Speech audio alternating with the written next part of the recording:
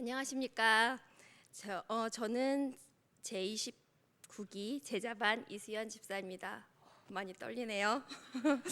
먼저 간증을 통해서 하나님께서 이루신 일을 나눌 수 있게 하신 은혜에 감사드립니다. 먼저 저는 어릴 적부터 교회를 다녔지만 믿음 없는 가족과 결혼한 이후로는 신앙이 점점 약해졌습니다. 주일 예배를 겨우 드리는 것만으로도 벅찼고 신앙생활은 제 삶의 우선순위에서 뒤로 밀려났습니다. 그러다가 일상에서 위기가 찾아올 때만 하나님을 찾았으며 잠시 신앙이 회복된 것처럼 보였지만 결국 다시 제자리로 돌아갔습니다. 저의 일상은 늘 분주했습니다. 시부모님과 함께 살면서 신경 쓸 일도 많았고 또 직장 생활까지 더해 지칠 대로 지쳐갔습니다. 또한 그런 가운데 직장에서의 사람들과의 갈등은 저를 더 위축되게 만들고 또한 25년간 모셔오던 시부모님께서 돌아가시자 제 일상은 허무함과 공허함으로 무너져 버리고 말았습니다. 그때 문득 떠오른 것이 있었습니다. 과거에 하나님께 드렸던 약속이었습니다. 하나님, 제가 요즘 너무너무 바빠요. 조금 한가해지면 제자훈련이든 뭐든 하나님이 원하시는 거를 할게요.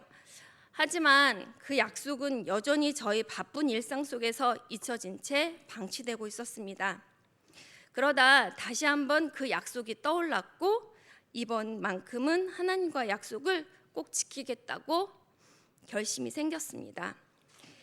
제자훈련은 제 삶의 여러 변화와 은혜를 가져다 주었습니다.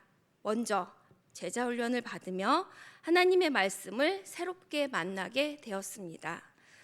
그동안 단순히 읽고 지나쳤던 말씀이 꿀송이처럼 아주 달게 느껴졌습니다. 하나님께서 날마다 주시는 영적 양식을 통해 제 영혼은 조금씩 성장해 갔습니다. 그러나 모든 말씀이 달기만 한 건 아니었습니다. 특히 남편을 섬기라는 말씀은 저에게는 큰 도전이었습니다. 복종이라는 단어가 주는 불편한 뉘앙스가 걸림돌처럼 느껴졌습니다. 하지만 하나님은 저에게 복종이 억압이 아닌 사랑에서 비롯된 자발적인 순종임을 알게 하셨습니다. 그리고 말씀에 순종하기로 딱 마음을 먹자마자 신기하게도 마음이 평안해졌습니다. 남편을 섬기려는 노력이 가정의 변화를 이루어졌고 지금은 남편과 서로 사이좋게 서로 이해하며 배려하며 더 행복한 가정을 이루려고 노력하고 있습니다. 다음으로 제자훈련을 통해 경험한 또 다른 은혜는 믿지 않았던 친정 식구들의 예수님을 영접한 것입니다.